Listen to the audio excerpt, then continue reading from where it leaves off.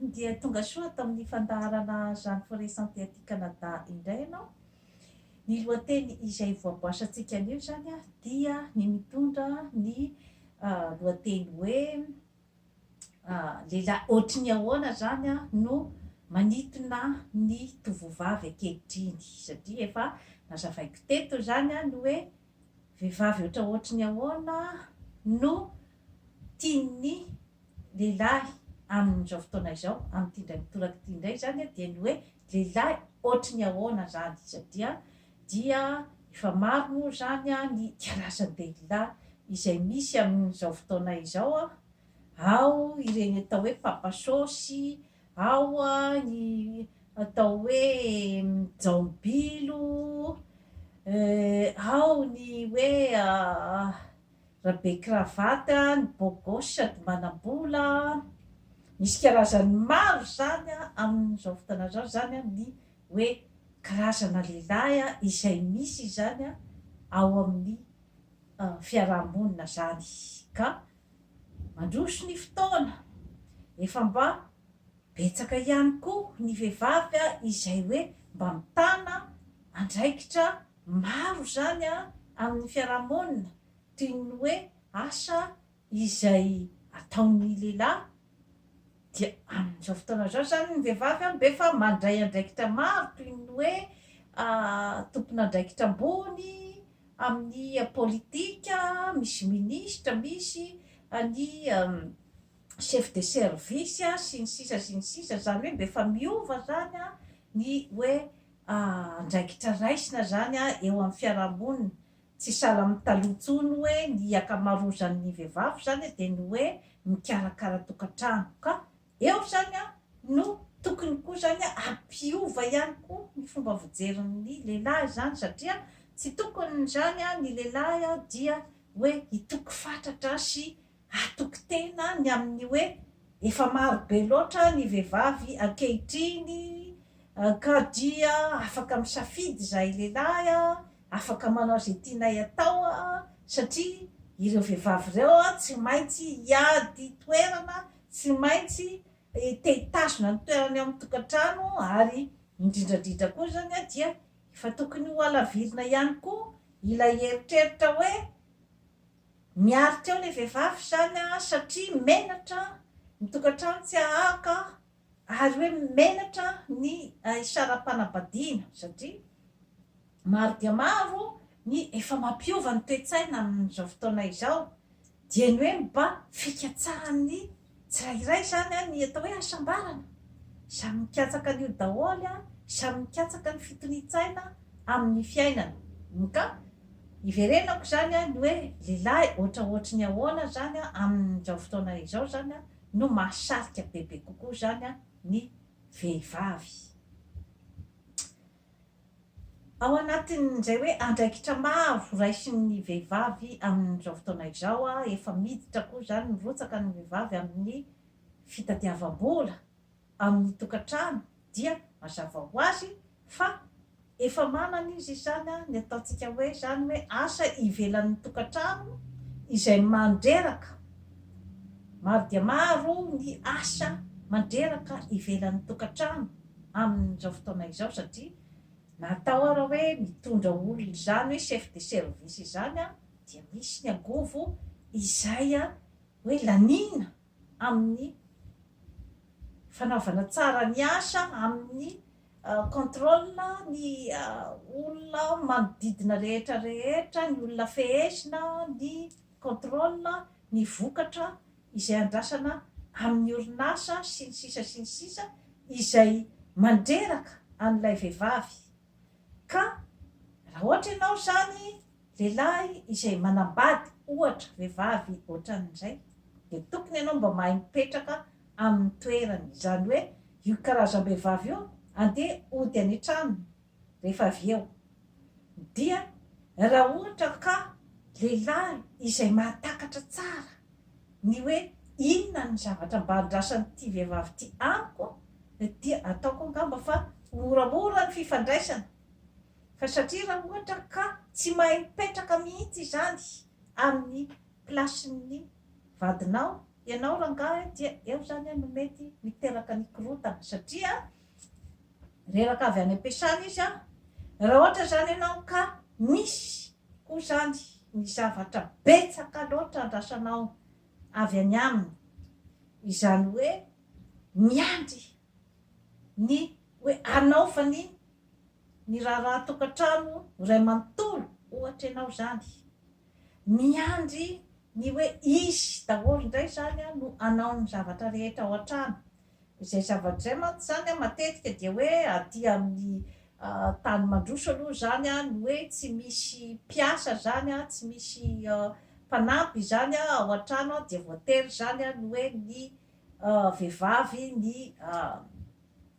mpivady zany no miara-misa lahy manao ny asa ao an-tokantrano.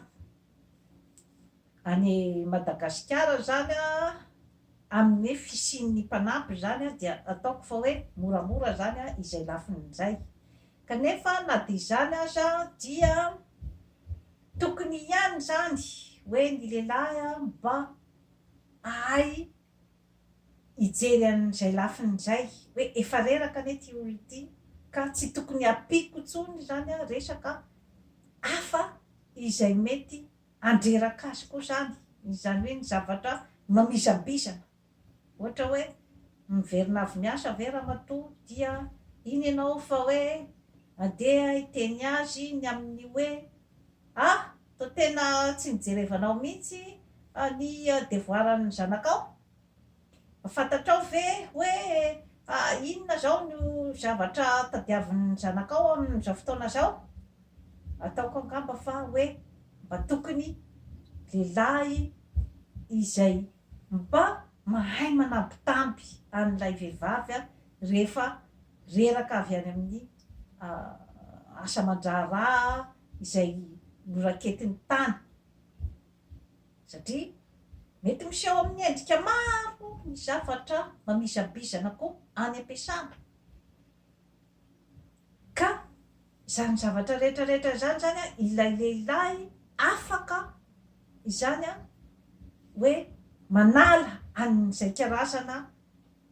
na manamaivana zay ngamba no azoko lazaina an'izay karazana hoe arerahana sy ny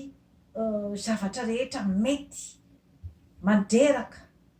avy any am-piasana izay zany no safidin'ny vehivavy ankehitriny. Raha ohatra ka lehilahy izay mbola anampitrotraka inona sy inona daholo moa zany ireo hoe karazan-javatra karazana toetrana lehilahy zany izay mahatonga ny faharavam-pitiavana na ny fihenan-danjan'ny fitiavana dia ny lehilahy izay mbola mitoko fatratra ao anatin'ny fanambaniana vehivavy izany hoe ny fanaovana tsinotsinona azy ny fanaovana teny marary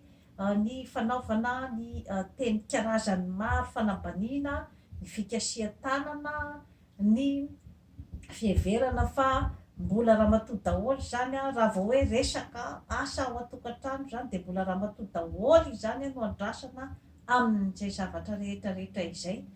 ary ny lehilahy tsy mba misy tambitamby mihitsy ny fiarahana aminy zany fa dia gidragidra satria misy karazana lehilahy zany izay eritreretiny fa hoe latsa-danja zany ny fieritreretan'ny tenany raha ohatra izy zany ka tsy mampiasa an'izay hoe karazana gidragidra sy karazana fanambaniana izay efa tsy amin'izay tsony zany no tokony fampitondrana zany amin'izao fotoana izao no tokony fampitondrany mpifankatia fa ny fikatsahana an'izay atao hoe asambarana sy ny hoe filaminantsaina fikatsahana ny mba hampisy ny marimaritra iraisana ao amin'ny tokantrano sy ny hoe fikatsahana ny hoe inona ny mba hapetipety ny tokantranontsika fiarahana mirona amin'izay zavatra zay zany a mba hananana tanjona amin'ny tokantrano. Izay zany a no efa ao anatin'ny eritreritry ny vehivavy zany a ankehitriny. Ka maro dia maro zany a ny fahadisom-panantenana misy eo amin'ny lehilahy, ny hoe tena tsy ohatran'ny vehivavy taloha intsony ny ankehitriny fa efa mitombo saina, efa mieritreritra ny andeha hitady any akafa zao ny vehivavy amin'izao fotoana izao, efa manao fomba-mbazaha. Tantaraina daholo zany a ity karazana fandrosoana sy ny sisa zany a izay eritreretina fa hoe mety zany a manova ny sain'ny vehivavy. Kanefa tadidio ihany koa fa rehefa mandroso koa ny fotoana dia mba mieritreritra ihany koa ny hasambatra azy ny vehivavy, ny hananany fitoni-tsaina sy ny hoe mba hananany ny karazana fitokisantena. Satria raha ohatra ka mbola ny hoe karazana fanambaniana amin'ny lafiny rehetra zany no mbola hoe itokisan'ny lehilahy, hampisehoany ny hoe fahamboniny, dia ataoko angamba fa efa enerzia na angovo lanilaniana fahatany zany a, tsy mitondra makaiza fa mitondra any amin'ny fahaverezana sy ny faharavan'ny tokantrano. Matetika zany a raha ohatra ka resaka fifamizambizanana zany a no atao fa tsy hoe resaka hiara-norona zavatra. Asa angamba hoe mazava tsara amintsika rehetra rehetra izay zavatra nazavaiko teo izay, satria amin'izao fotoana izao raha misy ny hoe atao fimehezana moa zany a ny karazana anarana rehetra izay omena ny tovolahy amin'izao fotoana izao, indraindray zany a ny vehivavy sasany a lasa mandeha any amin'ny jaombilo, satria ny jaombilo dia tsy adala koa izy fa fantany tsara hoe inona no olana misy amin'ny vehivavy sasatsasany zany ao amin'ny tokantrano. Ka dia iny olan'ny vehivavy iny zany iny no ezahany ny andeha mba hanamaivana n'iny olana iny. Raha ohatra fantany hoe tsy voatambitamby loatra ohatra ilay vehivavy ao amin'ny tokantranony, ohatra hoe ampijaliany ny vadiny ohatra ao amin'ny tokantranony, misy zavatra tsy ampy zany, dia iny zavatra iny zany no ohatrany hoe omeny an'ilay vehivavy zany mba hampitony ny fahoriana sy ny mivesatra mahazo an'ilay vehivavy. Tena kokory tsy milaza, tsy mandrisika ny andehanana amin'ny jaombilo fa manazava fotsiny aho eto ny zava-misy, hoe inona no mahatonga ny zavatra ohatran'izao sy ohatran'izao amin'ny fiarahan'ny mpifankatia zany. Fa tsy sanatria raha manazavazavatra aho eto, manazava momba ny deuxième bureau na manazava ny karazana akolafy ny zavatra izay mitranga amin'ny fiarahamonina, dia tsy hoe mandrisika fa manazava. Ka rehefa azonao tsara ny fandehan'ny zavatra rehetra rehetra dia amin'izay fotoana izay ianao no handray fanapahan-kevitra hoe ato zany a no lalana izorako mba hanatsarako kokoa zany a ny fifankatiavanay. Satria mantsy a ny zava-doza zany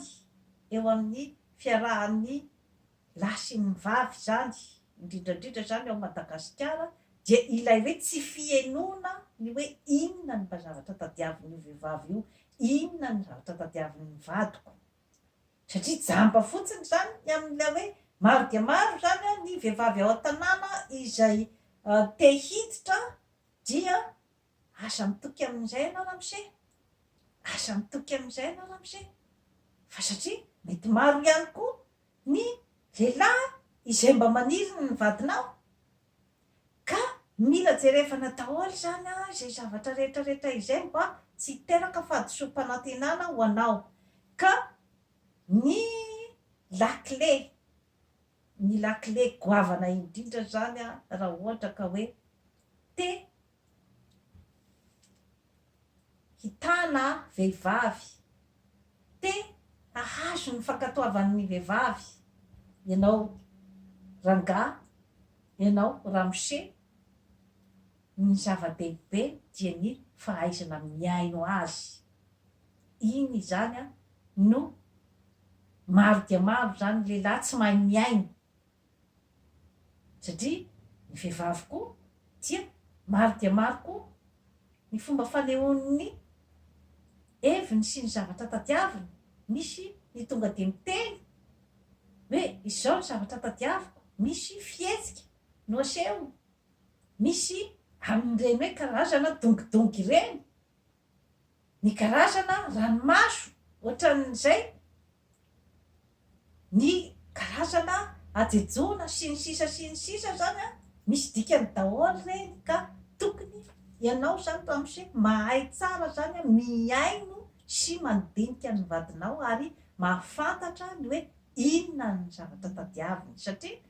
io ange tsy de zavatra sarotra fa finiavana angamba zany a no ataontsika hoe tena zava-dehibe, ny finiavana, ny te hafantatra bebe kokoa zany a ny vadinao, zava-dehibe zay zavatra zay, satria rehefa lehilahy mahay an'izay, izany hoe mahay mampiseho amin'ny vadiny zany fa hoe importante aminy, zava-dehibe aminy ny vadiny. Rehefa mahay mampiseho an'izay lehilahy anankiray a dia anome azy ny tsara indrindra ny vehivavy miaraka aminy, ary hanana ny atao hoe fandeferana bebe kokoa zany raha ohatra ka hoe mba misy ny zavatra mahasolafaka ny vadiny, mba misy ny adisoana ataon'ny vadiny. Rehefa mba mahay mametraka ny vehivavy amin'ny plasy tokony misy azy, ianao lehilahy, dia izy no hanomenao ny zavatra rehetra izay tadiavinao amin'ny fiainana, ny ambition izay tianao atao amin'ny fiainana, dia io vehivavy io, io vadinao io no hery goavana de goavana ahafahanao manatanteraka an'izany. Misy ny fitenenana hoe ce que femme veut, Dieu le veut. Ka matetika zany a ny hoe resaka ataontsika hoe ambition na ambition politika, indraindray rehefa tsy mety ilay fifandraisana ny mpivady, dia mety any amin'ny subconscience-n'ilay vehivavy any a de milaza hoe raha mahazo toerana eo zao dia anilika ahy, ka ahoana moa no andeha anapiako azy hipetraka amin'ny plasy ohatraohatran'izao. Misy daholo zany zavatra zany ramose, ka mila dinihanao akaiky zany a ny hoe fomba fifandraisanao a amin'io vehivavy io, mba hahafahanao zany a maka ny fony ka hahafahany hanohana anao amin'izay zavatra rehetra tianao atao zany a amin'ny fiainana. Satria mantsy a ilay karazana zany a eritreritra ny amin'ny hoe zay tiako anaovana an'ity vadiko ty, iny mantsy zany a matetika no hevitra diso zany a amin'ny fiainana, ka mahatonga ny lehilahy iray zany a izay mivaraliana ary dia tsy afaka ahatratra ny tanjona zay tena tiany hotratrarina amin'ny fiainana. Mila laina zany a ny fon'ny vehivavy iray, ary zay no secret-n'ireny ataontsika hoe donjon na ireny hoe lehilahy izay ankasitrahan'ny vehivavy, dia mbola averiko eto ihany de ny hoe fahaizana miaino, zava-dehibe zay. Dia toy izay sy toy izay indray no azona tolotra anao an'io, manao abonnement amin'izany forêt santé aty Canada fa hanatsara ny fiainanao, ary tsy dio matetitetika ny site web jeanneforestsanté.com fa misy ny torohevitra maro dia maro zany a ho an'ny fahasalamana sy ny karazana fikojana ny tarehy ny vatana ny saina ary ny fanahy veloma tompoko.